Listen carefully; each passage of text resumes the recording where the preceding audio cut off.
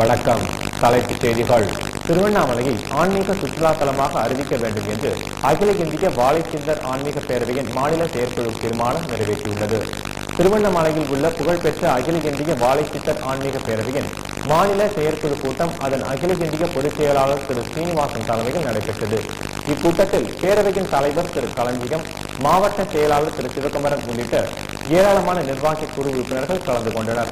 இக்கூட்டத்தில் ஆன்மீகத்தின் அடித்தளமாக கருதக்கூடிய ஆன்மீக சித்தர்கள் வாழ்ந்து மறைந்த சித்தர்கள் வாழ்ந்து கொண்டிருப்பதாகவும் ஆன்மீக பெருமக்கள் நம்பும் திருவண்ணாமலை நகரை ஆன்மீக சுற்றுலா தலமாக அறிவிக்க வேண்டும் என்று வலியுறுத்தி தீர்மானம் நிறைவேற்றப்பட்டது.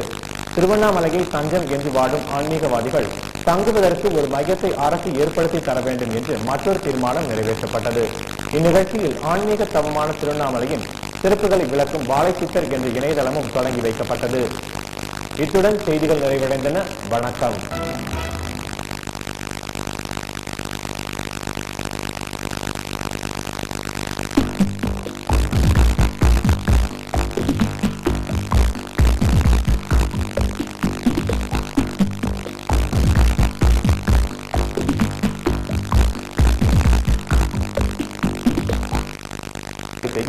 அரசு வலியுறுத்தியும் பெண் கருக்கொலைக்கு உடந்தையாக செயல்படும் மருத்துவர்கள் மீது நடவடிக்கை எடுக்க வலியுறுத்தியும் ஒரு தீர்மானம்